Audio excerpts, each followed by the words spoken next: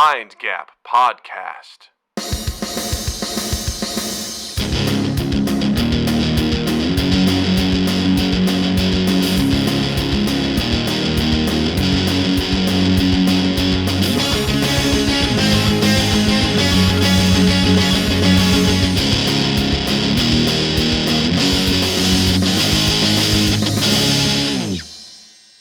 Hello, everyone. Welcome to Mind Gap Podcast. I'm Doug.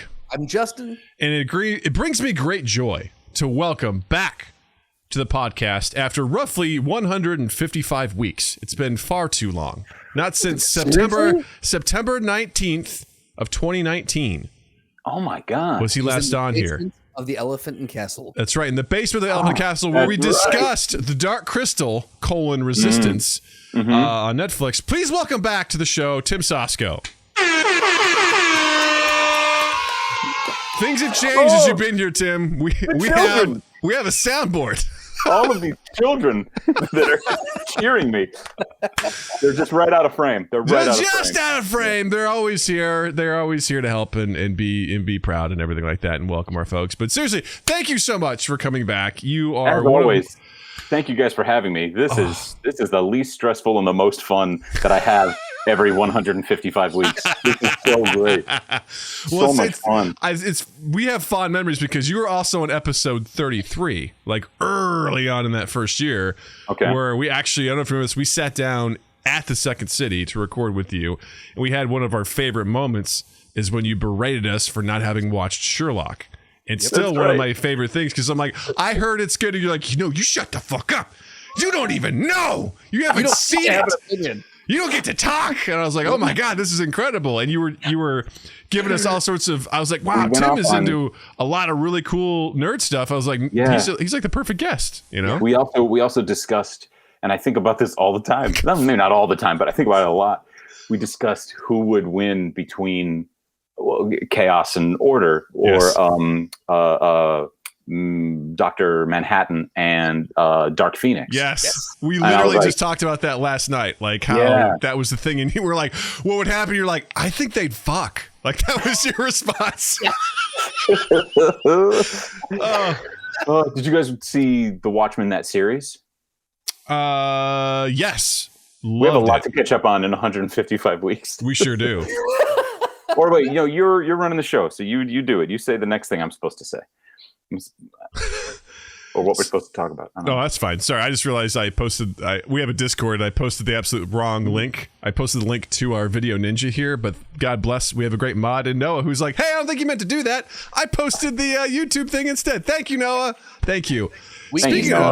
We easily could have had 10, 15 more guests just popping right in. Just popping right in and be like, hey, what's up? And I'm like, my bad. So, speaking of Discord, gang, we have a Discord. Do you want to join it? Check out the link in the description down below. Also, check us out, youtube.com/mindgappodcast, where you can watch the live stream of this on Tuesdays or Mondays, whenever we decide to do it, usually Tuesday, 7 p.m. Central.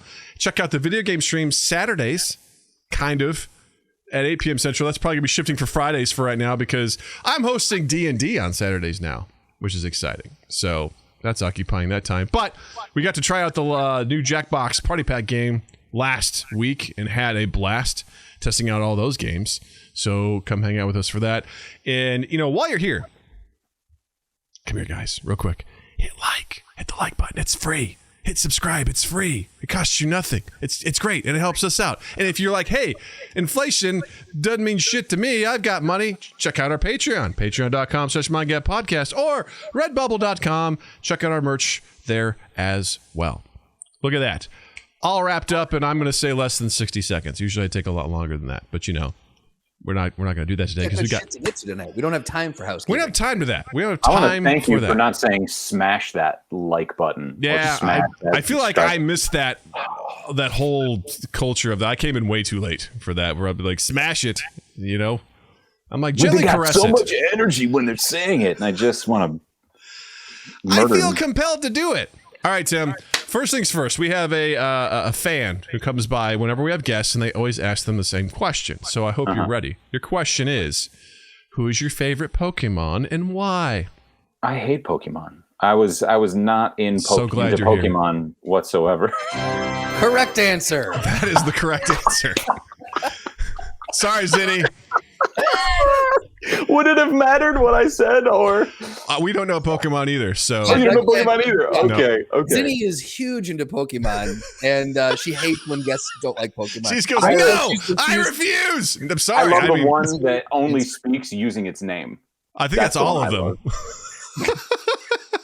Hence the stupidity of that fucking show. Correct So answer. bad. So bad. Tim, tell me why it's bad. What do what's bad about it? I was not at the right age to enjoy it. That probably really it. Is that there's so many things that I was a little bit older, a little bit younger, and I absolutely know that I would have loved them, but I don't. Right? Yeah, that was not me. I think I was like literally like 1 year too old, where it was like if I had gotten into it, I probably would have gotten made fun of, or it was I think I just missed it. Everyone was talking about it. I'm like, I don't know what that is. I'm good, and then I just like kept going. But I think had I been a year or two younger, I think I would have been all over it, because I know they had Game Boy games and things like that for it. But at that point, crap. Yeah, I was just ahead of it. I recently tried to offer my daughter the world of Pokemon, even though I don't know anything about it, and I was terrified. I was like, here's this game. Supposedly you'll enjoy it. She's played it 3 times. She doesn't care. And I'm like, I'm not mad. Is she a nerd at all or no? Oh yeah, she's a huge. She loves the Marvel universe. She's like the perfect balance of sweet, like your stereotypical girl, loves unicorns, loves pink, loves princess and stuff, but then she's like, Dad, can we hop on your computer and play Slime Rancher, or can I watch you play that zombie game, or can we go watch Captain America, or like she's just like everything. I love everything about it. We went and did laser tag this past weekend. It was amazing. Wow. So that's awesome. Yeah, we had a really good time. So when you say you're hosting D&D, does that mean you're the dungeon master? You are looking at him, sir. And not only that, it's a homebrew. So Doug created the whole campaign. I did. Oh my God. Yeah. You're not going off of anything. No. Oh, wow. Well, I mean, the world is, of the standard Faerun, so like I'm using like some of the geography. Yeah, you do. Tim, don't pretend that you don't know what I'm talking about, sir. The only thing that I've ever come close to is playing a dice game with Robotech. I'm not familiar with that. Robotech is manga. I think it was manga first, and then it became like anime, like big long series and stuff. Oh, it was a book series too. That's where I got into it. Gotcha. It was a book series. It was really good. We don't have to go into that. I felt this unnecessary shame just creep into there, and you're like, and we're done. Cool. Well, I could spend the next half hour talking about how much I used to. Robotech, Yeah. Well, no, that wasn't. I don't think that was the song. No. Oh, that's awesome. What's the next question I can shit on? No, actually, I kind of just real quick. Justin is involved with this. Is like Justin's first real foray into Dungeons and Dragons, as well as we've got a couple people that have never played before, and I designed this specifically for them. I wanted to give them like their first new experience in doing this, and we did our sort of session 0. We talked about some basic rules, expectations, and then we just sort of got into it, and I stupidly thought, we can cover everything I want to cover in 2 hours, and as it always happens, the players do whatever the fuck they want. Yeah. And they harass and intimidate and torture anyone that they want. And I'm not gonna say that I intimidated a priest unnecessarily, but he made him piss himself. Yep. Oh my God! He made him piss himself. Yeah. He made him piss himself. And wait, you've made up the entire thing, right? Mm-hmm. Maybe you said the world is basic. It's in the same world. Yeah. As Faerun, or I forget what you said. Faerun. You were close. Yeah. But how do you make up on the fly that the priest pissed himself? Yeah. See, Tim, this is where you have benefited me. This is where all that money I spent at Second City and IO comes into play, because you just sort of like, Justin will roll a dice and we'll see like, how good's the dice roll? And then based on how it happens, I'm like, all right, so you failed, or my character failed. Like, for example, Justin was like, I'm taking this guy into this crypt with me. And I'm like, he doesn't want to go. He's like, well, I grab him anyway. I'm like, all right. Grab him in the back of the neck and I was drag like, him out of the all right, church. I'll roll a strength check. Justin plays as a barbarian. So I'm like, it's probably not going to work. So he's like, oh, cool. So you're just going to take him against his will. I'm like, all right. So just so you know, this guy is going to scream the whole time that you grab him. And as you take him out of the church and lead him out in the backyard and into the crypt, he's screaming the whole time. And Justin's like, okay, I don't want to do this. This is probably not going to work. He's probably going to let everyone know that we're here. And then they brought him back. He ran back inside. And then another character who has the ability to use telepathy tried to like talk to him like through the mind. And he rolled poorly on his persuasion. So then the guy shit his pants and went into like basically a fugue state because he was terrified of what was happening. So we had a great time. Fun was had by all. Oh my god. They opened up one of the crypts. It smelled really bad. We had a good fart joke moment. It was great. So I had a lot of fun. Did you roll for the fart joke? Kind of. I was like, roll for Constitution. I was like, because my character would like to try a fart joke. Well, it's like, well, He goes, ladies and gentlemen. yeah, exactly. that'd be a performance check. Yeah. But I was like, you moved a sarcophagus. You something really bad comes out. It smells bad. Roll to see if you throw up. Like it's fun. We had a really good time. So I can't wait for the next session. But anyway, Justin, what did you think about it? That was me talking the whole time. What did you think? It was fantastic. I got to intimidate a priest. It was wonderful. I do also have to thank Tim for the improv lessons because this is the perfect balance, a blend of nerd and improv. It's magical. I never understood it until I dipped my toe in with what Doug called D&D Light, and it was a tabletop board game that really was limited in what you're able to do. It wasn't real D&D, but it gave you the kind of general mechanics. And I was like, okay, I'm finding this interesting. And then we jumped into this, and I was like, oh, I get why this was such a thing now. I understand why in the 70s and 80s this just ran rampant. Yeah. It's why it's another thing that I missed. That show choir, Pokemon, there's a couple things that I'm just like, it's a handful of things, that I'm like, oh, I would have been so deep into that had I been at the right age or had the certain friends who did it, or, that sort of thing, Yeah, I didn't try it until I was, what was I? Probably in my mid 30s, like just a couple years ago. I just recently tried it. A friend at work was like, hey man, we're doing it and we can do it digitally now. I'm like, cause that's kind of what works best for me. And I tried it and I was like, holy shit, I really like this. And I fell in love with it. And then, I'm like, cool. Well, I want to be a dungeon master.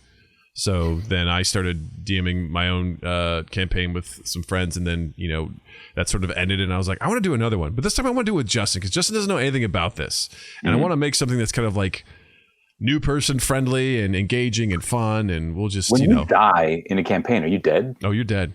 Your character. I mean, there's certain things like that could possibly bring you back, but odds are you're not going to have what you need to do that. So yeah, it's like permadeath. So wow. Yeah. Then do you even bother coming anymore? Yeah, you can make a new character after that and sort of like insert them into the campampagn. But yeah, that character's like dead. Open the sarcophagus and hey, like, hey, I'm alive. I'm his brother. Yeah. That's hard. Well, that's the thing is the stakes are kind of high in the game for that regard because I mean, you could die, and some of them really. I don't know if I do well then because I'd be doing all those things. I'd be going like. Let's shit in that priest's mouth. Like I would be, I mean, anything. Old lady walking by. Yeah, let's shit down her mouth. Well, for the record, also there was another player at this point was like, I think we should. When the priest was screaming, he's like, I think we should just kill him. I'm like, all right, we're going there. We're gonna go dark, huh? We're just gonna assassinate this guy who hired you to get rid of the boogeyman, basically. And you're like, I don't like this. He's screaming. Let's kill him. I'm like, ha ha! Now you guys are getting it. Now you're playing. Now you're playing the game. Now you're dungeon and dragoning. Both dungeoning and dragoning. Yes. You're doing it right. It was very, very fun. So I'm looking forward to continuing the campaign. Yeah. Nice. So that was very exciting. So what we should do, Doug? I don't know if you're set up for this, but Doug and I guest starred in another There's another a podcast that we know that does Dungeons and Dragons as their podcast their campaign, and they'll bring in guests to be little one-off characters that help push the story along. And so Doug and I got to play 2 goblins. Gremlins, Justin. Jesus Christ. Sorry. Look, message boards are gonna blow up now. Jesus. God. Come at me, internet. But if we I don't know if you have it built in, but maybe we could get our own guest star. I don't know if Tim is an interest in that, but that could be fun. Yeah, Tim, you want to come by, be a guest star? Be a guest. Do you live stream them? No. Oh, no, this is just for fun. Just for fun. Yeah. Yeah, maybe. Hell yeah. Cool. Yeah. I don't know. I've never done it before. Yeah. If I could do that and then just like force you all to kill me at the end of the night, like that'd be great. Dude, that's amazing. That's the goal. That's the dream. Wait, Justin, what's your character's name? My name Ash Fallbreaker. I want to try to kick Fallbreaker in the balls again. I love Tim, it. you've done it 15 times already. Let's go for 16. We're going to see if we can do it. 16. Yeah. That would be amazing. And then maybe we pass the curse on to you where you're like, I really like this. And then before you know it, Tim's like, listen, I may have a lot going on in my life, but I'm carving out 5 hours every weekend for D&D. I'm sorry, I can only be one-off characters that go for people's nuts. That's it. That's all I can do. That's perfect. I love that backstory. I love every single character is just like, I gotta punch him in the nuts, man. But, the barbarian Ash ripped your arms off so you can, and your legs off so you can no longer kick. I'm gonna bite him. Number 17. I'm gonna try to bite him. He kicked your teeth in. I'm gonna headbutt him. I'm gonna headbutt those nuts. Right. I'm gonna go for a goblin's dozen. The goal is to kill me. Yes, 100%. I'm so into that. There's the bathtub just turned on. Is that a problem? In my house. Not for us. Can't hear anything? No. Okay, great. I was like, I mean, you may want to turn it off if you didn't mean to turn it on. Did it turn on by itself? Yeah, I was like, I need some context here. Oh, yeah. There is no Dana, only Zool. Ghosts. Ghosts. Nice. So Tim, you're a nerd in all the best way, shape, or form. And I remember way back in episode 33, you mentioned to us about this series, a very long series called The Wheel of Time. How we should read it. Very important series. A very important series that I will say also you took us to task on in that episode for not having heard of. Oh, of course. Yeah. And you're like, what do you guys haven't read this 14-book series? I'm like, I'm sorry. But you guys, neither of you are too, or at least at the time, you weren't very into fantasy. I mean, I was, novel-wise, I don't know. I've always dabbled. I'm more in, I can't finish that sentence. Go ahead, Justin. I've opened myself up to. It was, you know what it was? It was the shame of that episode that I was like, I need to be more nerdy. I need to do this. Yeah, I hadn't read a lot of fantasy novels. I'd read some Stephen King and some things like that. So like that sort of stuff was definitely, it interested me, but I hadn't really gotten into too many fantasy novels. Gunslinger. They ruined that movie too. Oh boy. Listen, I went there opening night and I knew against better judgment. I'm like, I'm going to watch this movie. Like I just need to see what this is. And boy, was it a stinker. That was a stinker. And what a waste of Idris Elba and McConaughey. Like what a waste. Actually, McConaughey would have been amazing as that character, as the Smiling Man, as Walter. Like he would have if they would have had a better frickin' because originally Ron Howard 7 full books, and then like 30 bits from other Stephen King books. Tried to cram it all into 90 minutes. What? Absolutely should have been a series. Like that is. Well, that was the thing. Ron Howard originally, before all this stuff came out, was like, let's do a movie and then we'll do a series to connect that to the next movie. And he was pretty ahead of his time. And people are like, no. But then somehow they came up with Game of Thrones and they're like, this is great. And we'll do 8 seasons and plus spinoffs. Let's try to get every single IP that's out there in fantasy and make it a series. Yeah. And they did that with Wheel of Time. Yeah. And it is difficult for me not to put my fist through my screen right now. I got to tell you, Tim, when that show came out, and I watched it every week, and the whole time I was like, I wonder what Tim thinks about this, because I knew you were the first person that came to mind. Tim has disappeared. Tim is back. Ladies and gentlemen, we're going to stop the podcast right now and the live feed to say that this screw that was used to install my ceiling fan, this screw here has been lost since December. Because I've got a very thick shag rug. Yeah. It's been lost since December. I just found it. I'm not shitting you. I'm not making this up. I was rubbing my foot around. The Mind Gap exclusive right here. Yeah, hold on a second. Now, back to hate. This is a Mind Gap exclusive.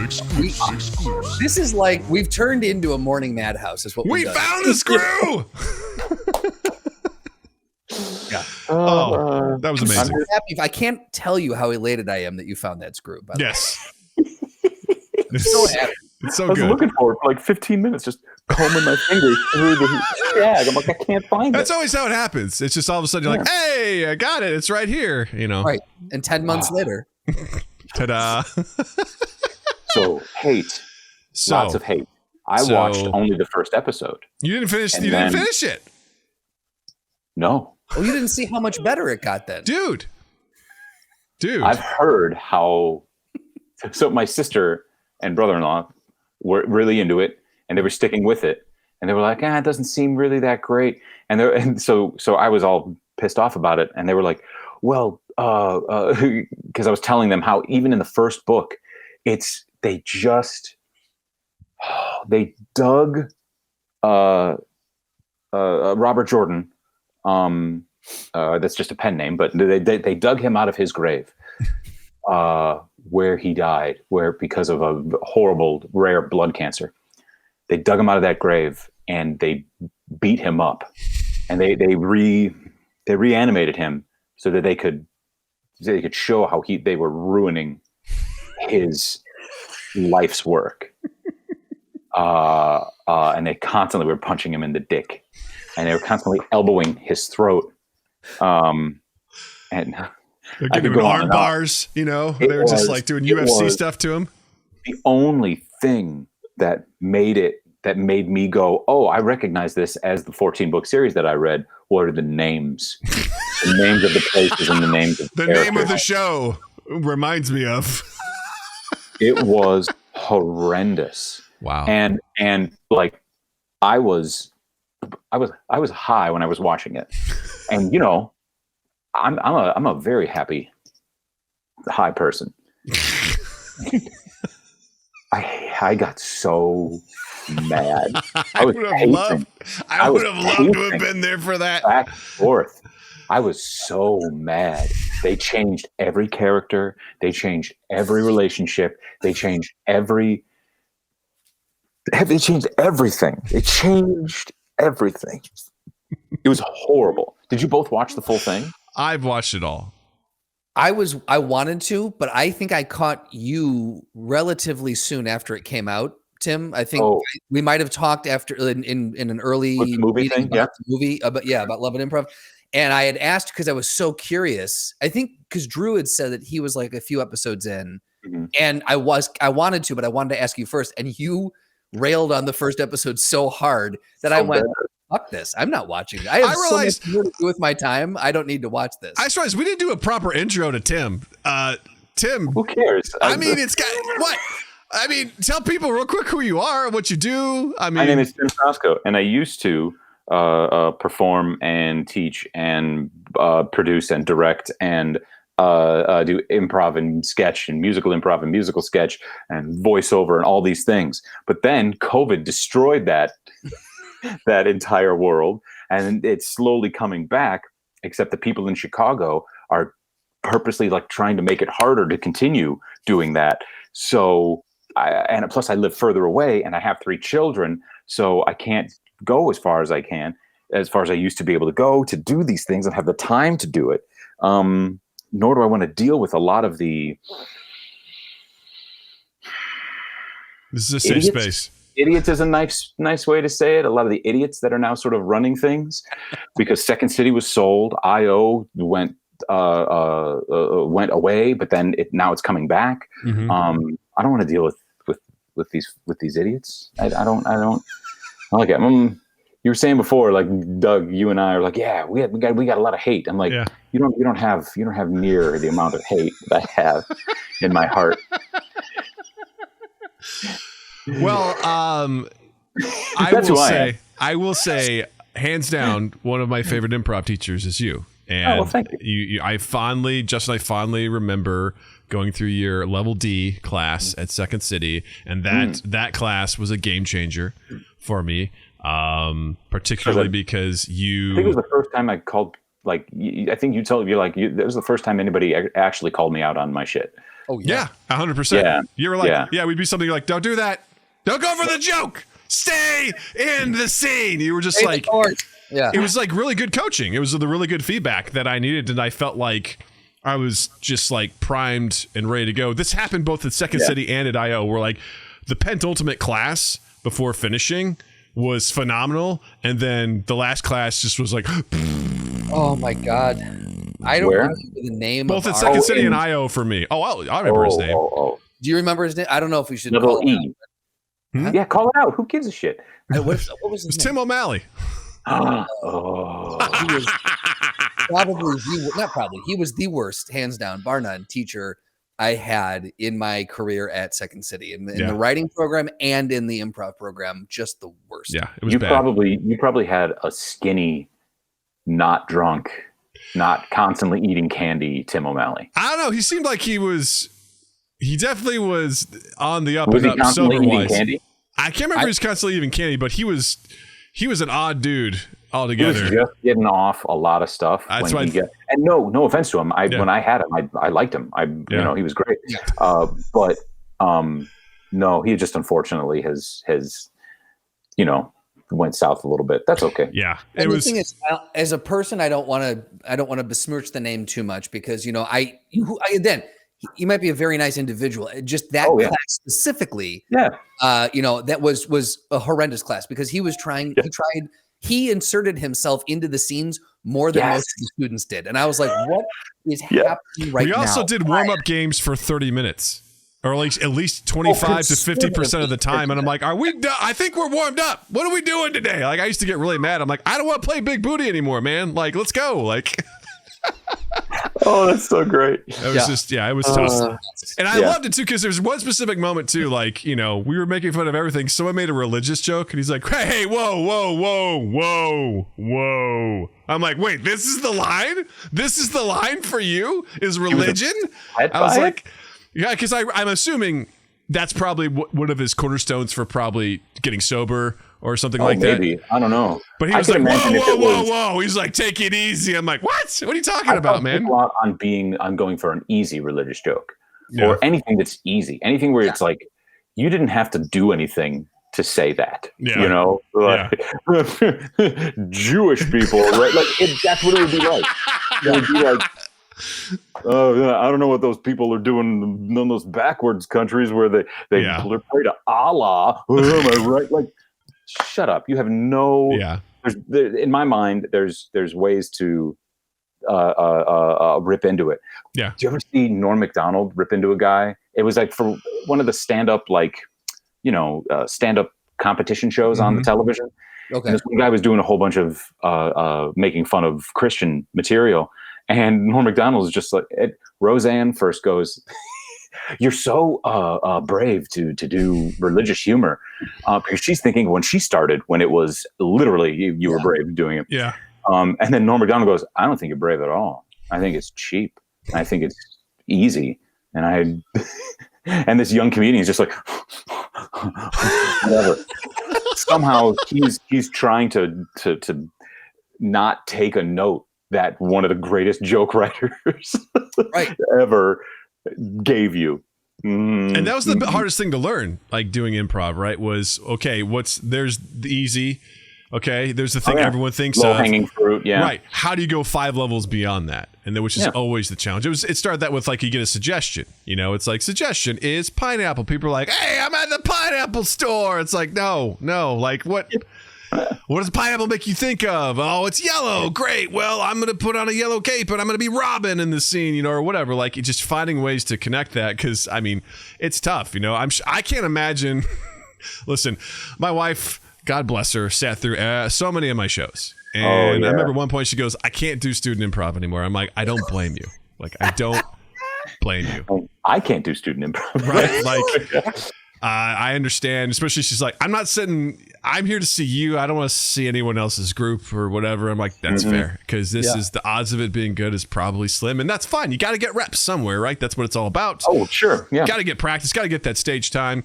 But we all know what it is. You know, we're not being like, hey, we crushed it. We killed, we murdered. Maybe once, maybe out of 100 times. There was 2 shows that I can remember where I felt coming off. I'm like, that was cohesive. Yeah. We said things that actually related to things other people. Was it funny? I don't know, but it was cohesive. That was good. We connected.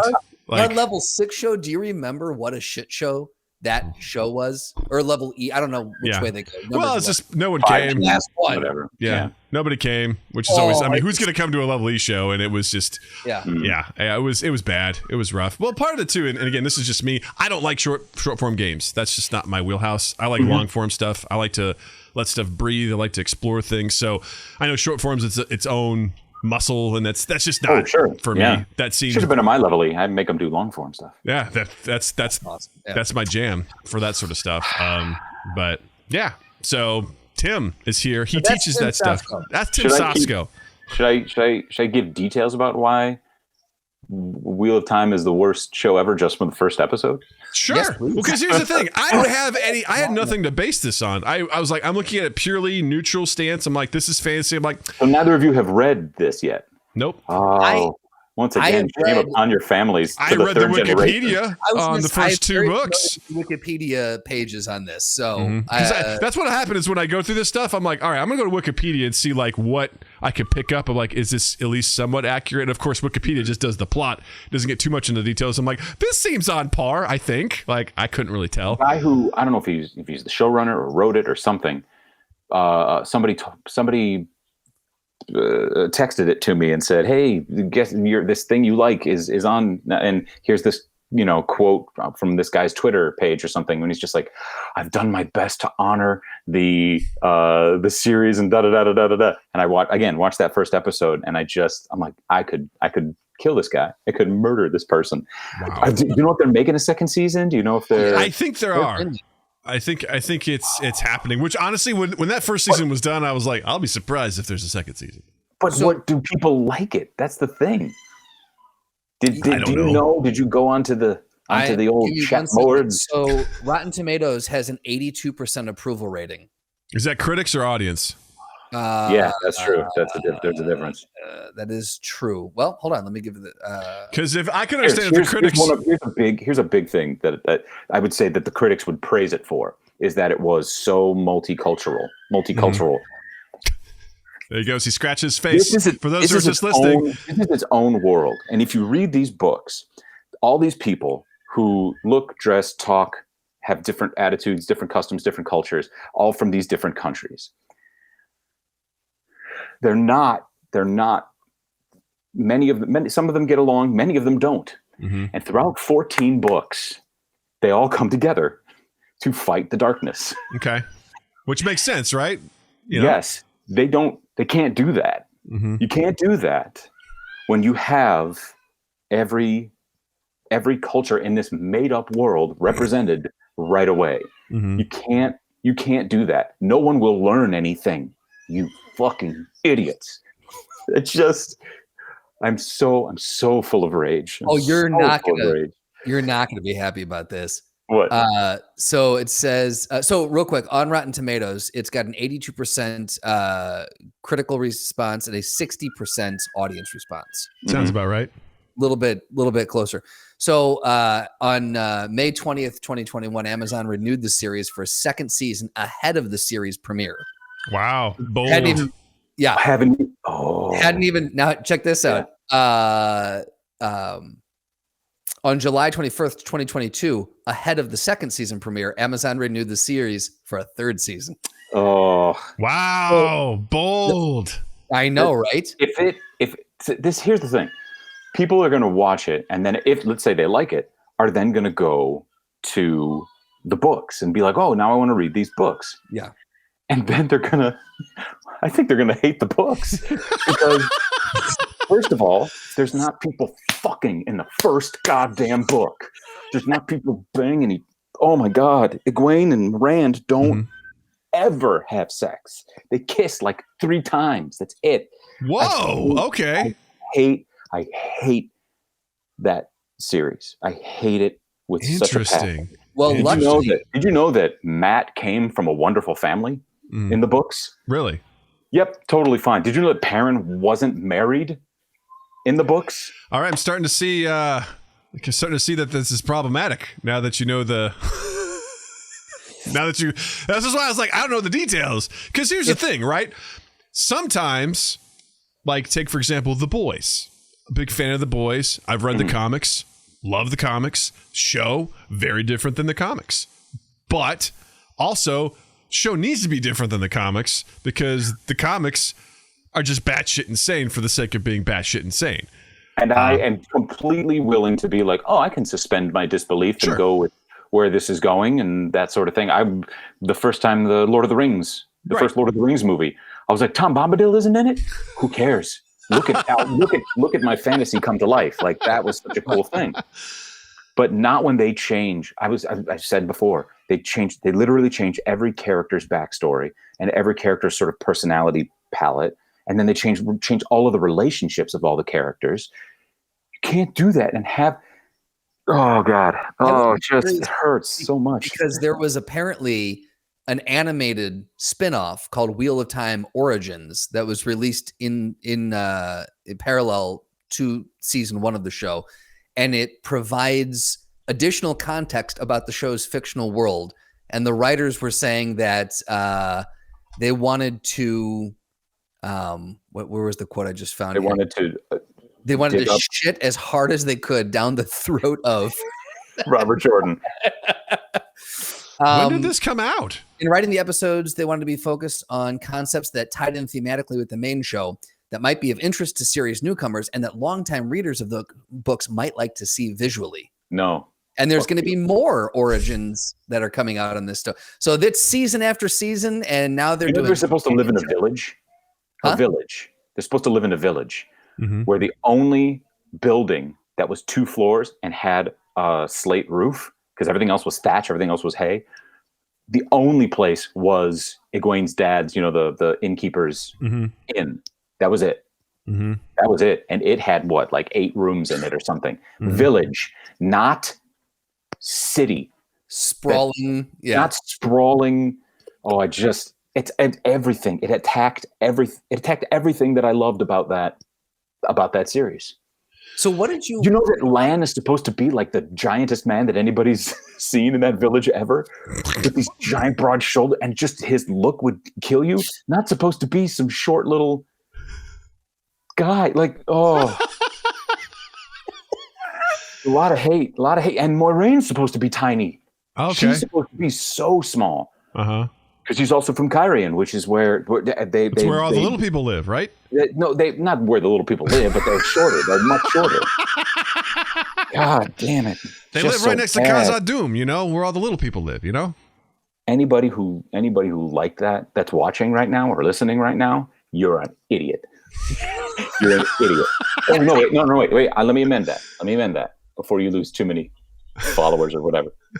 If you've read all the books and you love the books and then you watch the show and you love the show, then you need to come over to my house and I'll kill you. I'll kill you. Yeah. I love it. No, that's interesting. Cause I liked, well, first of all, the Trollocs bothered me. I didn't feel like those were, I don't know. They just, the look I didn't even see him. You know what? I'm going to look up right now what one looks like from the show. Yeah, the thing was, like, still shots were fine. When they remove it, and you could tell it was CG. It was really yeah. Yeah, it was kind of like when we talked about, the Dark Crystal. When it was like, hey, it's animated, and then it's like, I'm the guy. It's just kind of like a hard transition back and forth between those two. But yeah, because the thing is, like, part of this is, I know this is it's always when you go to a fantasy setting, you have to learn the rules of the world. Right. Yes. And try to figure out what's going on. And I found it very intriguing, like right away, the idea of who can use magic, who's not allowed to, and why. And, there's a lot of interesting stuff. So I think that's what compelled me to keep watching. I'm like, I think I got through the first 3 episodes and I was like, I'm not loving this, but I'm kind of in it now. So I kind of want to see where it goes and what's going on. And the concepts of it were pretty cool. I would absolutely understand if, so let me ask you this. Some of these Trollocs look amazing. They do, right? Because they're up close, they're close-up shots and everything like that. Yeah, I could see if it's once they get to CGI that it totally sucked. But some of them look fantastic. But here's what I'm going to say: is you read the books, and they don't give you a exposition dump. Of course, they introduce things slowly over time. And if they already had a second season before the first season began, right? Like, do give your audience some credit. Right. Like, look at some of the greatest shows that they build slowly over time that people love and will talk about forever and will buy all the merchandise and will, I'm thinking Breaking Bad sticking out in my head. And then they do Better Call Saul. And that is, arguably better than Breaking Bad. Like, and people will keep coming back to it because they're not treating their audience like fucking morons. Well, I just think go ahead, Justin. Something that is 14 books long and spans decades. Like, I don't understand why you wouldn't, as a showrunner, if you're trying to, per his tweet, do justice to the source material or whatever the fuck he said, why you wouldn't take your time and build that. For fuck's sake, you've got 14 books, 14 novels. That's an incredible amount of source material. You don't need to jam. First off, you don't need to go so far off course from what you're saying. From how these people interact and what they look like and where they're from and et cetera. But another reason to have it in a small village is because then as they journey, all the people that came out of the village, as they journey, they get to learn more. And hey, then me, the audience member, gets to learn more too. Bingo. So I want to go back to that because I actually remember when Justin told me, he's like, hey, by the way, Tim's helping us out with this movie, and he hates the Rings of Power. I'm like, oh, really? I was like, Rings of Power? I'm sorry. Not Rings of Power. Sorry. Of that too and was like, sorry, my bad. I got mixed up because whatever. They're things. The wheels, rings, it's all the same. Time is a flat circle. We all know that. Yeah. Anyway, the wheel of time. And I was like, we should get him on here because I really want to hear his perspective on this. Because again, I have no context for this. So you mentioned that like this village, right? What's the village like? You mentioned like there's not much for structures. It seems pretty remote. What else about this like is problematic in terms of like the story from your perspective? It's a bustling city where there's a whole bunch of people from all the different places around, and that's not it. Mm-hmm. Right. They're stuck in this little world, and they have their traditions and they have things like that, but they also have their prejudices and they have stereotypes that they think about other people, and they've heard of Aes Sedai, and they've heard of the closest actual city, which is what this looks a little bit more like, which is Berlon or something like Berlorn, or I forget the exact name of it, which is almost a week's ride away on a horse. Like it's a whole bunch of farmers and they grow tobacco basically, right? And then they have curing sheds and they have sheep and they sell wool. Like that's it. They get 2 visitors a year. Like when the snows, and they have some people doing that mine, they have miners and things like that, but it is remote. And then in the village itself is just thatch roof, little cottages. That's it. That's it. So, yeah, I guess, yeah, that's interesting. You're already taking away the innocence of these characters. You're taking away the innocence of the characters and what the warnings from the adults mean, who, especially like Tam, who has been out there in the world and that sort of thing. you're taking away so much. I do find that much more interesting because I imagine it like, I don't know, town I grew up in, rural Missouri, where people hear about the queer folk that live down in Columbia, Missouri, and don't go down there or they'll convert you. You know, that kind of like rhetoric. I imagine it's probably the same thing. A lot of thatched roofs, you know, a lot of agriculture and smoking tobacco and all that sort of stuff. You know, because that does exist to some degree. So I can imagine, you know, especially in a more fancy like setting that is so remote, that experience has got to be pretty cool when they set out, right? And as they experience the world and they're trying to compare between like, oh, were what all the elders told us correct? Or is it different? Is it not? And like you said, like that is either, you know, just naive youth or reckless youth or whatever, you know, trying to be like, oh, I know, I'm not too worried about that sort of stuff. But then, you know, shit happens, you know, and how that can affect how that stuff goes. And where they come from is it informs their outlook on the world, right? So you're changing core characteristics and character traits from what these characters, from what I'm gathering, obviously. The core characteristics of these characters get changed, but they get changed by these journeys that they go on. Yeah, and saying, like, as the showrunner, you're from the jump, you're changing the characteristics of you're changing the core of who these characters are from the source material. So you're telling a different story that's loosely based on characters that are called the same thing. Names of places, names of people. That's the only thing that they got right. This is where the difference, because we did a couple episodes back, we did all the people who are getting super butthurt about it's a black elf. The rings of power. Can't handle. Black elves, not in my Tolkien universe. Black dwarves, get the fuck out of here. Like, they were so upset. Right. That there was a black elf. They're like, no. Tolkien said they were fair skinned. Like, Jesus Christ. Like, well, maybe those certain elves were, but then there were others that went to the woods. The wood elves, they became something different. Exactly. So here's what I don't like is, like, I could see that showrunner, like, I could see that showrunner going, we got to make this for, let's say, Gen Z, right, or even millennial generation or something.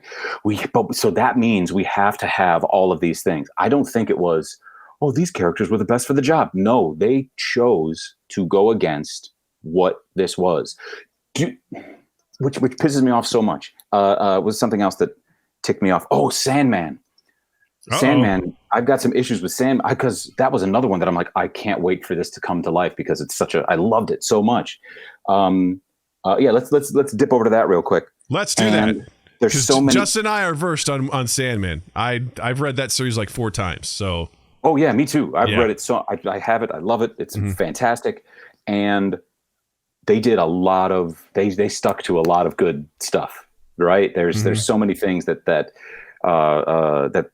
they stuck with, but the things that they chose to, what do they call it? Virtue signal. The things that they chose to virtue signal on were things that I was like, oh, okay. So, like, there's a whole lot of extra characters now that are gay or trans or something else that they put into the show. They didn't need to, because in the books there were already so many of them, and it made it so much. I was thinking of the character, the trans woman. It's the guy who's living. When the women go off into they follow the path of the moon. Do you remember that story? It's later on in the books. Anyway. There's like, oh shoot, I think I know what you're talking about. Anyway, this trans character gets such a wonderful story, such a wonderful way to, like, speak out who she is and what it means to be who she is and all of this, just all this great stuff. And then, I mean, spoiler alert. Great. Then she dies. Yes. And then we have to deal with the characters, the parents and the family that shunned her, giving her a funeral, and what that's like. It's just so powerful. And when you clog it too full of again, virtue signaling, I think you take away from those powerful moments. Interesting. When it's no longer important or interesting that there are characters of color, other minority characters, gay, LGBTQ, whatever you want to, you know what I mean? You pick any of them. It takes away from the power that they had in the book when I was like, oh, I could feel my eyes watering at what had just happened. Like that's, it's so powerful. And they made some choices that I wasn't happy with. But I think, here's the thing, they made some choices I wasn't happy with. And then on the whole, I was like, I still think this is awesome. But then I started reading comments from the creators about some of the questions people had. Mm-hmm. And they were trying to come up with logical reasons for it that weaved into the story. But then people would go, but what you just said didn't make sense with this other part. And then they would go, oh, well, that's because another excuse. Well, then that doesn't make sense with this other thing. Oh, well, that does, like, they're just digging themselves a hole constantly. Were you talking more about showrunners or the Gaiman himself? Because he was vehemently like he was shooting people down artfully on Twitter. Like, you're talking about the showrunners, the creators of Sandman, right?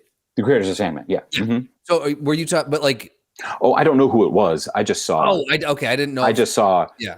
Question from somebody, answer, and then another question that said, but that what you just said, that answer didn't make sense with this, and then here's my next thing. Then it's like, oh no, that doesn't. I'd almost wish they said, actually, I think maybe it was one that Gaiman wrote, I'm not sure, but there was one that was just like, why is death black in the show? And it's just because she was the best actor for it. Yeah. And period. Like, I'm like, great. Right. Gaiman's that's it. The best at that. Don't try to make it make sense within that world, because you're not going to win against the nerds out there who know everything about that world. That doesn't make. I think to that end though too, like, and I think something that I think it was Gaiman that brought up, but he's like, what? First off, in the book, in the comics, she was drawn one way, but there was never a hard distinction what race death was. So death could be whatever actor. To your point, they're not a race. Yeah, that's exactly. They're not a race. So what they looked like in front of what they looked like when they were around each other. Right. That's what I imagined that they most looked like. Right. If we're talking about that. Yeah, but they could be, again, like, there is no actual distinction, so it doesn't really matter. It's kind of a moot argument for those who are getting bent out of shape about death being black. Who fucking cares? It has no bearing on the character or the story that character is telling whatsoever. And I think that's the kind of stuff where people get really bent out of shape on that. I'm like, this doesn't affect the story at all. Why is this even being brought up? You know, that's where I don't have the patience to suffer those kinds of qualms from fans on the show. That's where I think nerds give themselves a bad rap, or certain nerds where you're just like, guys, let's dial it back, because this isn't actually a problem. You're creating a problem where there is no problem. Because I think, Tim, I think you were one of the first people I talked to shortly after Endgame, where you're like, man, that scene, like Endgame, where all those ladies all came together. You're like, oh my God. Yes. That was one. Yes. And I was like, at the time, I was like, no, this is good. This is a good thing. But upon repeat watching, I'm like, doesn't it just feel gross? It does. It just feels gross. It feels Why are you gross. doing that? It feels disingenuous. Yes. Oh, very It feels much really so. disingenuous. And I'm like, I see what you were trying to do, but it's cringy now. It's really cringy. It didn't come up because I think, again, call back to our last episode, episode 214 or 215, whatever it was. We were talking about, the Dark Crystal. You were like, this is a world where all of these gelflings are ruled by matriarchs. We don't explain it. They are. They're badasses. They're respected. And we, as viewers, are like, yes, these matriarchs are badass, and people listen to them, and they're the rulers. We don't have to be like, they're rulers because they're ladies. You don't have to have a male gelfling say, I know more than you because I'm a man, and then rips off a thing, but I'm a woman. A woman. Yeah, like all that sort of 80s you don't need that stuff. Just powerful because they're powerful. That's exactly. It. They exist. You don't question it because this is the world in which that exists. And it's like, yeah, all right, that's cool. It's I respect that sort of stuff. And when I think about that from time to time, again, for some things, like when I watch Wheel of Time, I'm like, yeah, sure, why not? I don't care. You know, Yeah, when it comes you to don't have that connection to it. Yeah. Yeah, because again, my thing is a lot like with Justin's. If it doesn't affect the story, I don't give a shit. Get the best person in there. I don't care. Here's my thing about specifically about death, but really about Morpheus as well, which is, again, I don't care about color, but they tried. It seems like, at least in this first season, and then the extra episode that they threw in there as well, it seems like they tried to make them more human. In what way? As opposed to they gave them way more human emotions and problems and things like that. Whereas Morpheus in the books is just like pretty cold-hearted. Like, but she's gonna die. That's what humans do. Very detached. Yeah. Yes. Yeah. And I don't. Again, I think they're shooting themselves in the foot with that sort of thing. It's like, why are you trying to do that? Again, this is taking away from the strength of the moments where they actually do show Morpheus will show anger, or he'll show sadness, or he'll show more human emotions. Because they're endless. They were around like before the universe was. Is if you do it all the time, I'm not going to care when it really matters. Right. Yeah. I'm not anyway. So to that point, I could again, and maybe it's just because I have a super nerd thing for Neil Gaiman, super nerd thing for Wheel of Time, where I'm like, I totally get what you're saying. There's times that I find like, oh, I don't care. And then there's other times where I'm like, no, this just wasn't the right choice. You know, I don't hate it or them or anything like that, but I'm like, no, it just wasn't the right. It doesn't work for you. Choice. Yeah. Yeah. No, that's it fair. Didn't do it for me. Yeah. Yeah. I like, I have gotten to the point now where I like the creative liberties that people take with things. I don't need to see a direct adaptation of the Sandman. Like, I've got the book. You know what I mean? I can always look at that. And I think you have to choose, right? Yeah. I don't think you do now with CGI. It's true. The world of dreams. Which I gotta say, honestly, I love the show. I love the show. I was eating it up. I was just consuming it. I was there was my favorite episodes, episode 6, The Sound of Her Wings. That was one of my favorite. That's the one where it's kind of at the tail end of the first trade, where he basically gets all of his stuff back, and he's sitting in the park, and this is where we see Death for the first time. Oh, where we meet Death for the first time. And then we have Hob, which like those two, like some of my favorite stories. Like, Hob so is good. Great. Yeah. Hob is favorite recurring character. I also liked episode 4 when they go to hell. One of my favorites. They screwed up the fight at the end though, because it was supposed to be against the demon. Yeah. See, now that's I think I was like, I thought I remembered that it was the demon versus Morpheus. It wasn't. So again, spoiler alert. But what that so Morpheus defeats the demon and then gets his mask back. Yes. But Death is insulted. And that drives story later on. You mean what? Lucifer? I'm sorry, not Death. I apologize. Yeah, okay. Lucifer. Yes. Lucifer is insulted. But again, what would insult Lucifer, and why would he then go to such great lengths later on to do something is taken away by the fact that Morpheus actually defeated Lucifer in this. I just always wonder. I'm like, I'm such a nerd for that, for the story and the structure of it, especially when it works so well. Yeah. Why change it? Why do this? Why change it? When you're really teeing up a battle down or some sort of a confrontation down the road? Why why shoot your shot here? Yes, okay. That's a big part of it for me. Is like you're sucking away. Because then in my mind, as a writer, what I think is, well, then they got to phantasmagorize something else. They have to make something else up to make this more important later on. I don't know. When they didn't have to. They didn't have to. Well, it's funny because you bring that up, and this jogged my memory with the movie The Watchmen, Zack Snyder's version of The Watchmen, which was, kudos for basically trying to do a really good recreation of the graphic novel, almost panel by panel, as he did with 300. which is like the Visionary. I'm like, you looked at the comic and you just literally did that. So let's not call you a Visionary. He literally has vision to read the comics. He did. Yeah, I love that. From the Visionary director of 300. I'm like, yeah, I read the comic. It's basically that. So congratulations, you reproduced that.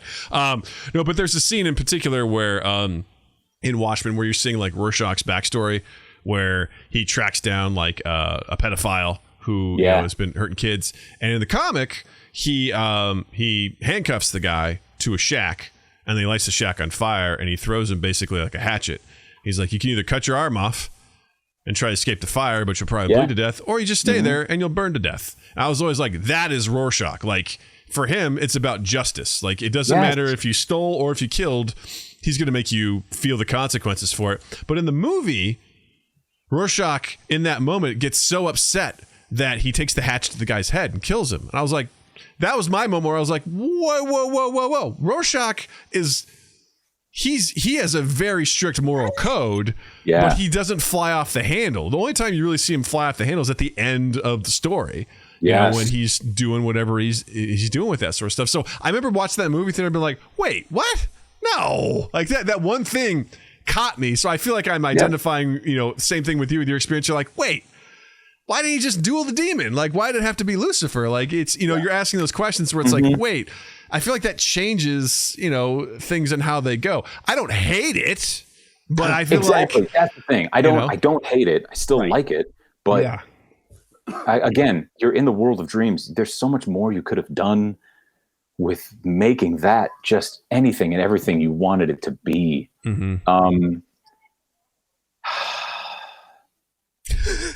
I don't know. I could go on and on about this. I feel like I want to take just the recording of you sighing and make that just an audio drop. Make it another one of your audio drops. Because we've got plenty of those that we've had from people being on the show or doing video game streams where I'm like, you are now on our soundboard. And I feel like a Tim Soszko sigh needs to make it on there. Where someone says something, we're just like,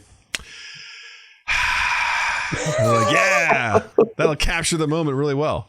Well, if there's one thing I think we can all appreciate, it's anime.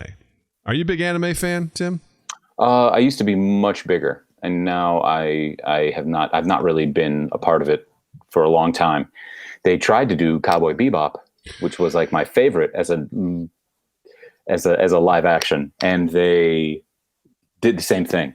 They did the exact same thing. This podcast an extra 2 hours because there's so many of these. They took that one out to the shed and they yellered it. Even my favorite one, Mad Puro, they killed it. Okay. Well, I tell you, anyway, what's killing it is this new segment called Anime Out of Context.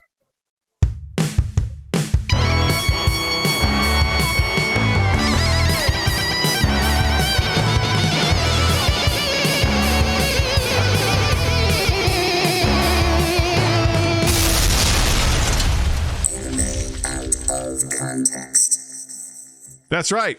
We're back again with some anime out of context. And if this is your first time here for this, congratulations, you're in for a treat. Basically how this works is Justin knows nothing about anime. And I know just a little bit. Just a little bit. I dip my toes in from place to place and know enough to know you know nothing as to what's out there. Yeah. Compared to what's out there. I need hard recommendations from people like, you need to watch this. I'm like, cool, I'll do it. Because I've tried and I've been like, what have I done? And that's actually one of the reasons why we have this is because I've dabbled and I'm like, this is insane. And we know what would be funny is if I had Justin just do a cold read of one of these scenes and then be like, so what do you think is going on here? And it's turned out to be one of my favorite things to do. So I thought, with Tim being here tonight, this would be extra fun. And basically what we're going to do is we're going to do a cold read. We're going back to the well for the anime Bastard with 2 exclamation points. This show is on Netflix. Fucking stupid. And I don't like this show, but I forced myself to watch it so I can find... this is going to be part 5 of Bastard. We've done Bastard 5 times. This will be the 5th time. So, the way this is going to work is I think I'm going to do... I have these highlighted in colors. I'm thinking I'm going to have Justin... I'd like you to be... Ninja Master Gara. And Tim, I'd like you to be Arshes-Nei. They most You realize you then have the colors reversed. What have I done? I'm an idiot. Hold on. We're gonna fix this. Don't worry about colors. I'm colorblind anyway. Doesn't matter. Oh no! Calling that out. Hold on. You know what I can do? Read a script. So where it says, you know what I can do? Nay, I can read the words. where it says nay, I'll read those lines. There you go. That's good. Now wait a minute. Your email said I haven't read this obviously. Yes. But is it just monotone or is it? No, you're gonna give it whatever your all acting I want to behind it. Yeah, you're gonna do. Now I'll tell you. I'm gonna give you some minimal direction on this. Not much, Great. just a little bit to kind of give you. Just it's animated context, but just to give you as a performer. Just a touch of context. I'll be reading all the screen directions and also, some of the stupid characters, side characters. I'll be reading some of their responses because I feel like it adds out a little flavor. But Justin, you are going to be playing Ninja Master Gara. We've seen Gara before. He is a strong and agile leader of the ninja army. All right, very. I'd say he's pretty headstrong, pretty chest strong. He's a pretty powerful guy. Arshes-Nei is a powerful elven warrior, empress of thunder, adopted child and lover, gross of Dark Schneider, who is the kind of anti-hero of the story. They really named somebody Dark Schneider. Yeah, so this whole this show is the guy who created this. I am holding the Murasame blade. There you go, Ninja Master Gara, and this is my lover, Dark Schneider. Thank you. So the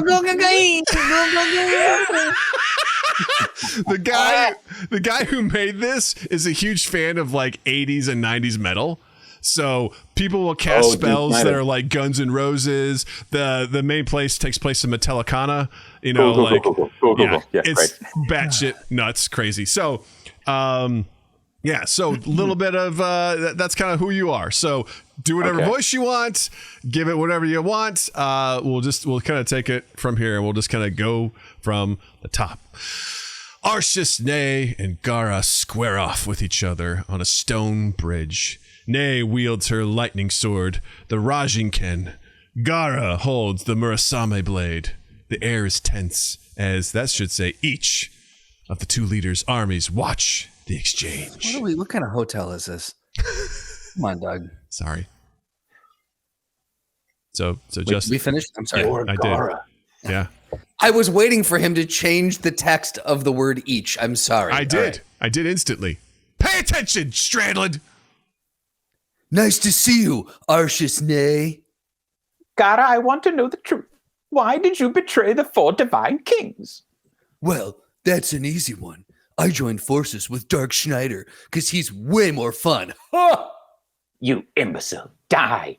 You don't deserve the title of Ninja Master. You were once part of the 4 divine kings, working with us to finally unseal our demon god. Oh, Anthrax. But now you fight for our greatest enemy. Ha! Did you learn how to talk like that from Kal Su? You know what I think? I think you wish you could join up with Dark Schneider as well. I know you do. You know nothing. Lightning sword. Nei leaps into the air as her sword begins to flicker and spark with energy. She brings the blade down quickly towards Gara. That sword. Murasame blade. Gara blocks at the last second with his own blade. The two struggle and grunt as each tries to overpower the other. Eventually, they push each other away with a blast of force, kicking up dust. Well done surviving a strike from the Rajinken. The Murasame blade is an impressive sword. Indeed. And you too have an interesting toy. This is the first time I've had the pleasure of seeing it in person. Look! The sword is covered in lightning! No way! It's that legendary sword! It's gotta be the Rajinken! They say it's as powerful as a fire sword! They say if the wielder is strong enough, it can even split a mountain! So she does wield the legendary Rajinken sword, and it's just as powerful as I've heard. The Murasame blade survived the attack, but any normal sword would have snapped in two. They say that flimsy sword of yours could split a mountain. And you doubt it? Just you watch. Nei sprints forward to attack, but Gara throws several knives, forcing Nei to jump backwards. Knives? You'll need more than that. All right. What about this? Gara throws a ninja star the size of an extra-large pizza stone, forcing Nei to jump high into the air. Gara sees this opportunity to strike. Gotcha. Gara moves at lightning speed and jumps high into the air above Nei. That's it! It's Gara's special move! Magickin!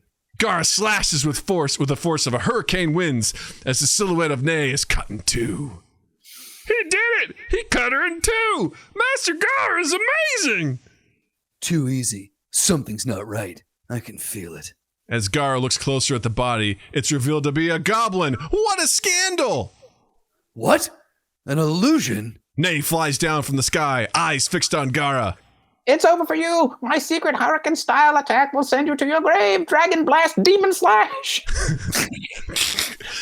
Gara screams in pain as his arm is sliced off at the shoulder. As her blade connects with the bridge, it explodes, cutting off the pathway for any of the two armies to advance. Master Gara, I don't believe it. This is a nightmare. Master Gara! Incredible. What incredible power this sword has. As long as I have Rajenkin, no one will be able to stop me. I have no reason to fear Dark Schneider. Ha ha ha ha ha. Wow. Regiken is compatible with your power. I could feel its energy growing. It's sexual. Damn you. As Gara continues laughing, we hear an echo as there are 7 Garas floating in the air. What in the heck is going on here? Whoa! It's Master Gara! He's alive! And look, there's more than one! Which is the real one? Just what kind of trick is this? Ninja 7 body split technique! What the fuck are we doing? Why are we reading this? Exactly. This is horrible. He takes this at night and just jacks off frantically to it. You just killed one of my copies. Couldn't tell if it was real. Real? Question mark. I've got another question. Since we split up, can you figure it out? Which one, the 7, is the real one? He played me by using his ninja art, I'm saying to myself. Back then, you were known as Dark Schneider's lover, weren't you? I always assumed at some point you'd switch sides, but no. Instead, you're fighting against him. Nei readies her blade and starts to do a classic anime scream that starts in low in pitch and slowly goes higher. It looks like you're ready to fight for real. Let's do this. Gara flexes like real hard and all of his armor explodes. He's now just wearing pants. Nice. Very astute. So you understand your armor is useless against my weapon. It's no matter. I'll send you to hell with my next strike anyway. The strongest swordsman of the 4 divine kings. Nei, I accept your challenge. Can you stop my ninja sword? What? What kind of stance is that? That pose? It's Master Gara's most powerful move! Murasame, go true magickin! Gara's copies raise their blades in unison as the metal starts to glow green. They swing as one, expending a tremendous force. It can't be! It's a sonic boom! Master Gara's sword moves faster than the speed of sound! It's Sonic over boom. for her! No one can survive that attack! The Empress of Thunder is done! Haven't they both been moving at the speed of light? As fast as lightning? This isn't the time for questions, Why would the Tim. speed of sound matter? It always matters.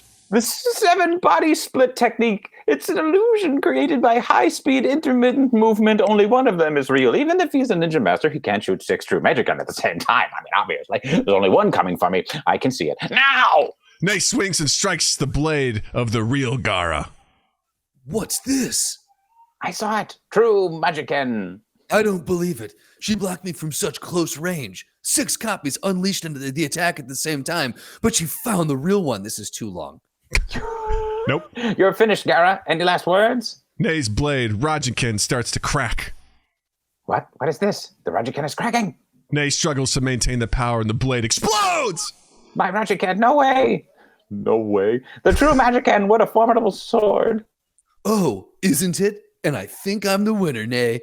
You can't fight with the broken sword. You don't have to worry, though. I know how very important you are to Dark Schneider, so I'm not gonna kill you.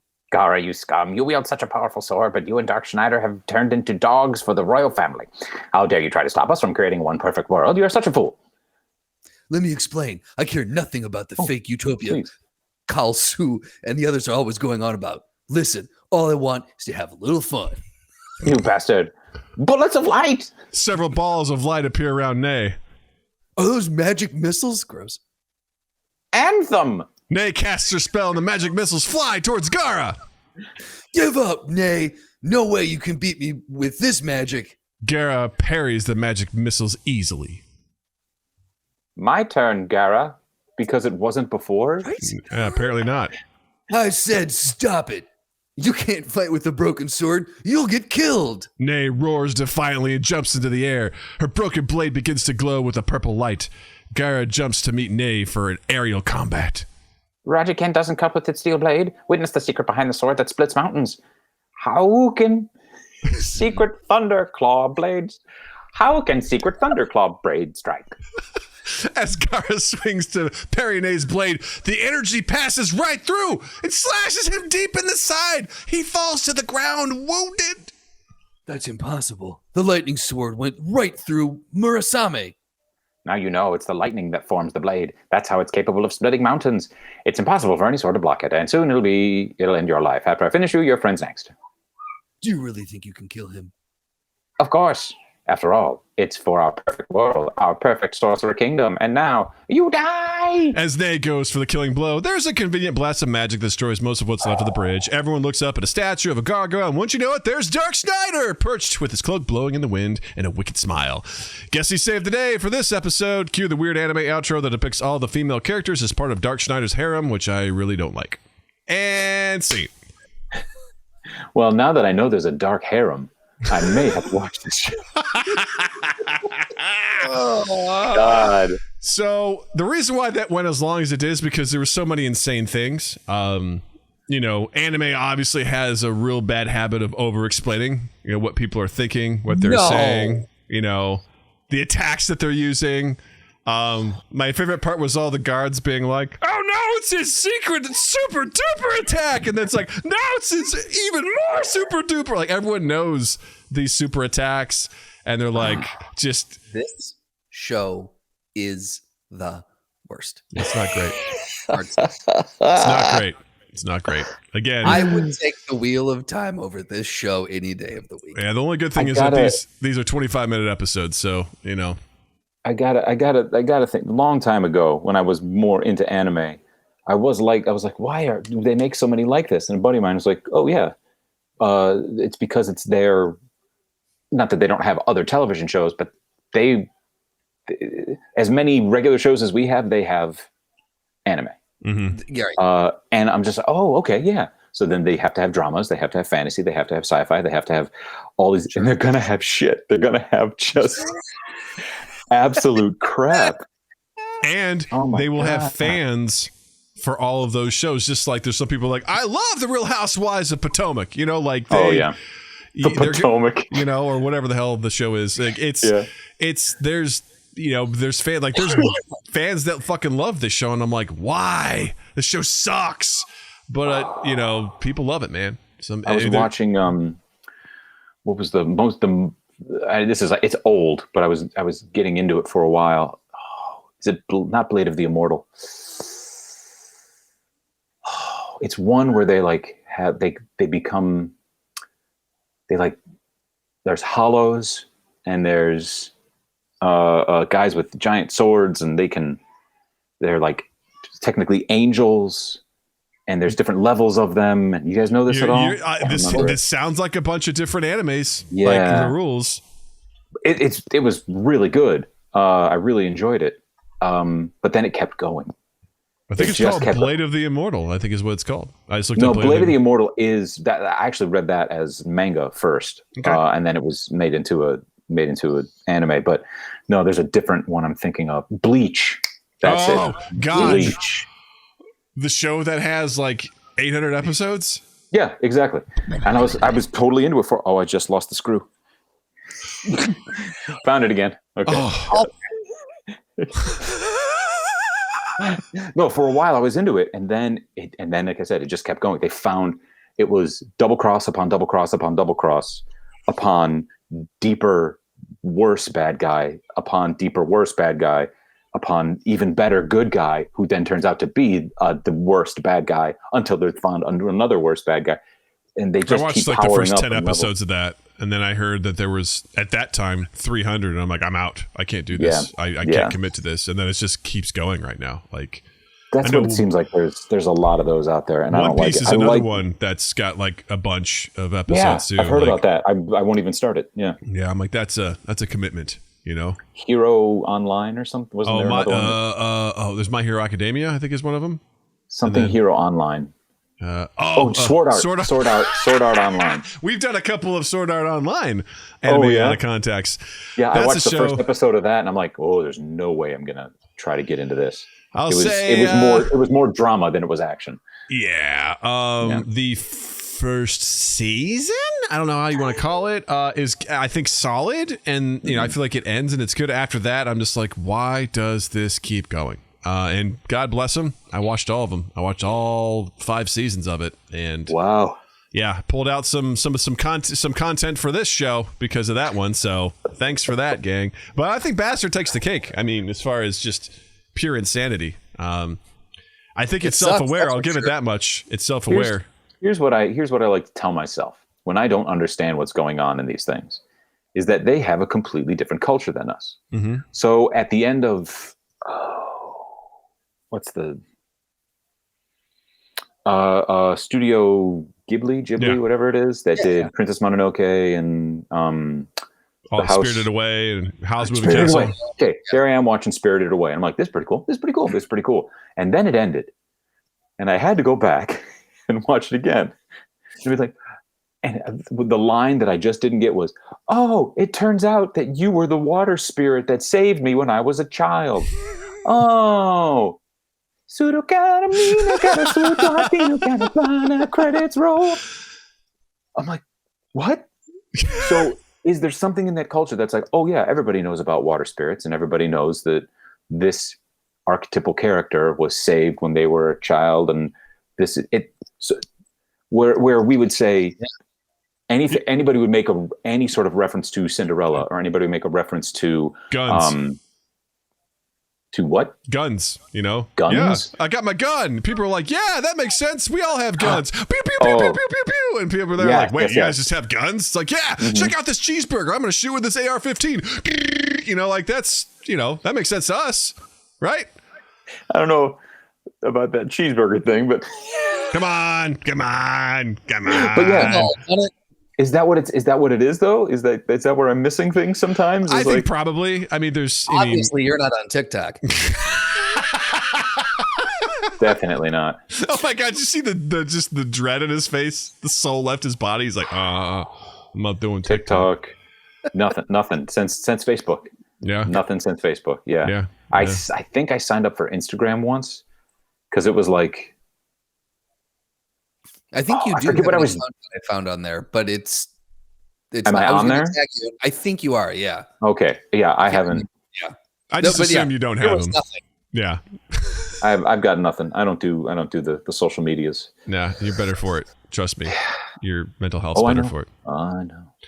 Well, that was a great anime out of context. Thank you, Tim, for humoring us pleasure. And going along with that. Just pure insanity. I had a lot of fun typing that up. I'm like, oh, this is going to be fun. Justin's just going to be like pissed. He's going to hate this. I didn't realize I would find myself hating it too. Look, right? I'm keeping with the theme of the show. All right. I'm keeping you in it, keeping the hate alive, just stoking those flames, Well, this is the part of the show where we offer up any recommendations for people. If there's something that you read, something that you've watched, something that you listened to, book that you read. I think I already talked about read. If there's anything that you're like, hey, listen, you all need to check this out. Maybe it's a really good anime. You need to check out Wheel of Time. Wheel of Time. You need to. Okay. Yeah. You also need to check out N.K. Jemison's trilogy. I think that starts off with The Stone Sky, or maybe that's the third one. But N.K. Jemison. Only if you don't want to smile or ever feel any sense of awe or ever feel like there's going to be hope. You read that trilogy. It's really good. Like, it's really well done. She writes an amazing book, but it's all trauma. Every character is so little good and lots of bad. The Broken Earth trilogy? Broken Earth trilogy. Thank you. Yes. Patrick Rothfuss is another one who's written 2 books. It's the Wise Man's Fear. The Name of the Name Wind. of the Wind. Name of the Wind is the first one. Yeah. So that, and there's a third one. There's a third book, but it's about a side character. It doesn't stick to the story. There's going to be one more book in this trilogy, and he's taken his fucking sweet ass time writing it. Piece of shit. No, because it gets to a point when I'm like, okay, author, like, get your head out of your ass and write, right? Mm-hmm. Just write. Is his the King Killer Chronicle? Is that what it's called? Yes, King Killer. Mm-hmm. Gotcha. Really good stuff. Really good stuff. Oh, and Dune. But here's what I would say for Dune. You have to read Dune, then you have to not see the movie for a year or 2 years so that you forget a lot of the details. And then, because that's what I did. And then I watched it. Holy crap, did I love it. I'm assuming you're talking about the most recent version of Dune and not the... Yes. None of the other ones that were like, what the hell? Yeah. If, at least from what I remember, I'm like, wow, they nailed that. They nailed I enjoyed the feel of it. I enjoyed the political aspect of it. There's so much that I enjoyed about it. But I'm hesitant to say, go read the book and then watch the movie, because that just ruins it if there's details that are missing, you know? Yeah. So I love that movie. I haven't read the book, but I was like, this movie's dope as fuck. I love it. You haven't read the book? Mm-mm. Okay, so I was gonna say I also did not want to tell people to just go watch the movie, because a lot of people have said it's so confusing and they just don't understand it. That's definitely one where they don't like spoon feed you the whole time and try to get you to understand it. But again, you can... If it's one of those things where it's like at first you're like, I'm sorry, what? It's also throw in some subtitles. It'll do you a real solid sometimes when you're like, yes, I'm sorry, will. The Bene who? The Bene who? Like the Bene Gesserit? Yeah, exactly. That's who they fucking are, you know? You mentioned it before with the Gelflings. There's another one. Yeah. These women control the universe. Yeah. These religious women control the universe. Yeah. Like, holy shit. Yeah, that movie was fucking awesome. I've gone back and rewatched it several times. I purchased the movie. I'm like, I love it. So good. Hans Zimmer killed it with the soundtrack. Oh my God. So good. Visually, so good. Oh. Yeah. Great recommendations. Get out there and read, folks. That's our recommendation. Fucking read. Justin, what do you got? I'm going to say get out there and fucking walk. The last few weekends, Beth and I have gone on a couple hikes, and it has just been fucking food for the soul. So get out, go find any nature you can find wherever you live, and just walk through it and take some time. Not just walk through it. Fucking walk through it. Fucking walk through it, you clowns, and enjoy it. You know, you pieces of shit. Go out and touch grass, you piece of shit. Go touch grass. How many people were watching, and then when we called them clowns, how many dropped off? They know we mean it as a term of endearment. Or when I told them I would have killed them if they read the books and then watched Wheel of Time and liked it. They knew they deserved it if it came to that, you know? Yeah. They knew it was coming, you know? We have a bunch of sadists that watch our show, so they're totally down for it. Good. I actually just started rewatching a good anime called Demon Slayer. First season's on Netflix. Really great show. I want to go back. Yeah. It's got a really great art style to it, and it's got a cool story. It's about a kid whose family gets murdered by a demon, and except for his sister. For some reason, his sister lives, but she got turned into a demon. But he's trying to save her because she's not fully a demon. She doesn't attack him, so he's trying to learn the way of the Demon Slayer to become a part of the Demon Slayer Corps, you know, and fight all these guys and figure out the one, because he's got really good sniffing. He's got really good smell. He can sniff stuff, and it's like, wow, that's a strange talent, you know, to be like, cool, but he uses it to his great benefit, and it's really cool. I really like it. It's pretty heartfelt. Again, first season's on Netflix. I think there's like a season 3 that's coming out on, you know, Crunchyroll, so I haven't even seen the second season yet, but there was a movie that came out in between those, and I watched that, which was really awesome as well. So I think it's a really cool show. I think it's really, people fucking love it. So, you know, what's the one with the alchemy and the brothers? Oh, Full Metal Alchemist. Full Metal Alchemist. Also Full Metal good. Alchemist Brotherhood. That's the one you got to watch, because they originally tried to do it before the manga was done. So they got to the point where they caught up and they're like, we're going to try our best. And it wasn't very good. Here we go. It was really, really bad. Because I remember going back and reading like the Wikipedia. I'm like, none of that shit happened. That sounds way cooler. And they're like, guess what? We're getting the original voice cast back, and we're going to do it the right way. And they did it. And I'm like, this show fucking rules. And I want to own it, but you can't buy it anywhere, like digitally anyway. You can only buy Blu-rays. I'm like, I don't have a Blu-ray player. That's good, man. Everybody's got it. Nobody should own anything. It should, we should all just share it all, always. Always, man. I want to hold my copy of this thing and like, oh my God, I just got, for my birthday, it was like a month and a half ago, 3 collections of old Tex Avery cartoons. No shit. You guys ever know Tex Avery? No. Droopy and Spike and like, Slappy? if you ever watched, Slappy? No, not Animaniacs. Tex Avery. Okay, gotcha. Like the Car of Tomorrow and the... Yes. Okay. I'm looking up. The Wheelbarrow of Time. Yeah. Anyway, never mind. We keep trying to leave, and I keep thinking of other things. I'll be here all night, man. I don't give a shit. I don't care. We got to do a 24-hour one of these where it's just... We've talked about it before. It's one of my greatest fears is doing a 24-hour stream. I know streamers do that. I'm like, how? How can you do that? It's probably good for about... It's good for like, I don't know, 25% of the time, and then it just would be absolute pure hell because I don't do well on low sleep at all. I don't. So that'd be Tim's hilarious. like, fuck you. That'd be hilarious. Yeah. It'd be like, hey, I would just go real hard on the soundboard. That's what that would be. It'd be really bad. Wouldn't be good. Yeah. Well, Tim.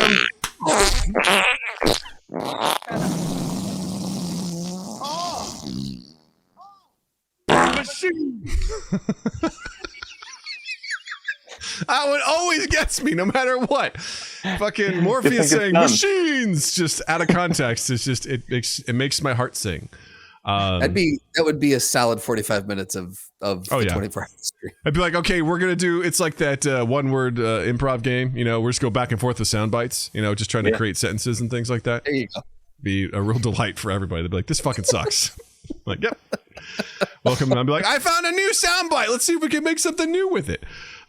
Tim, this has been absolutely delightful. I make a vow. Always a blast, you guys. We will not wait 155 more weeks. We will do this again soon. I tell you what we'll do. Here's what we'll do, Tim. When the Rings of Power Season 2 comes out, we'll do a watch party, and you can come on and we'll talk about it. We'll talk about everything that's good about it. And everything... The room where there's room for improvement. Are you talking Rings of Power or Wheel of Time? Did you know what I'm talking about? You know what I'm talking about. No, I don't. I thought you were talking about Rings of Power. Yeah, you did it again. I meant the Wheel of Time. I'm not watching it. Wheel of Time. That's how much I hate it. I am not watching the Wheel of Time. How about you watch season 2? Don't watch season 1 and just jump into season 2. Right? I could, because I know absolutely everything about that. Right. You could be like, hold on a second. Maybe they fixed it by the last episode, and then season 2 can crush. You know what? I vowed to do that. I will watch at least the first episode of season 2, and we'll see what happens. We know who the dragon is. We know who the dragon is. Is that his name? Yeah. Is that this thing? The dragon? The dragon. Yep. Yeah. And we know who it is. I think it's accurate canonically. Who is it in the show? It's spoiler alert. It's Rand. Yeah, that's right. Yeah, see, that should tell you that season 2 is off to the right foot. No, it's not. It is. It's off on the right. They got it right, and he went off that on his own again. into Mirkwood. He went off into Mirkwood by himself. You know, he's just he didn't put on the ring because Gandalf told him not to. I'm so confused by what's happening right now. He jumped over to Lord of the Rings. I don't like this. Found Elrond, young Elrond, and Khazad-dûm, and they were like, getting the Mithril out. You gotta save the people. But then Galadriel comes out and it's just like, I will murder all the orcs. Death, genocide. And it's fun. It's a good time. Tim, thanks so much for being here with us. It's so much fun. Had so much fun being here. Tim. My pleasure. I love this stuff. You guys are great. I'm going to offer it. I know what you're going to say. Anything you'd like to promote or anything you'd like to share for people to check out? Any place if you want people to contact you. It's there. I'd have no place for people to contact me. And unless somebody's just like, man, we need a voice. And this guy's voice is great. And I want to pay him money to use his voice. Then you can contact me through my website, timsoszko.com. There it is. And it's, but otherwise, no. Oh, I'm going to be in this cool movie called Love and Improv. What? Playing a character called Tim. God, the writers of that movie sound like they're real fucking special. Can't wait. It's going to be great. Was the role, I don't know, like written for you or something? It sounds very weird. Yeah, maybe. It's going to be good. I can feel it now. Well, Tim, you're a delight. You're a wonderful human. We're so happy to talk to you as always. So thank you for stopping by. You're very welcome, and right back at both of you guys. This is so much fun. Yes. All right. With that, I'm going to say, Justin, thank you. Doug, you didn't do any of the plugs. Fuck it, guys. YouTube.com/MindGap Podcast. Check us out on all our social medias at MindGap Podcast. Patreon.com/MindGap Podcast. Check out our merch, redbubble.com. Get you something nice. The holidays are coming. I don't know. Fucking buy yourself a shirt. You deserve it. Maybe. I don't know. Go out and walk. Touch grass, you clowns. Go touch grass. You clowns. You fucking clowns. All that good stuff. We live stream usually Tuesdays for the podcast, 7 p.m. Central. Video game stream this Friday instead of Saturday. Check us out. I don't know. Check out our Discord. I'm very angry right now for some reason. Fucking follow us. Justin, where you're online. What's your shit? It doesn't matter. It doesn't matter. None of this matters. None of it matters. We're getting really nihilistic right now. Fuck it. Justin, thank you. Doug, thank you. Tim, thank you. Thank you both. Chat, thank you. Listeners, thank you. Get the fuck out of here. You all have a dandy fucking week. Goddamn clowns. Mind Gap Podcast.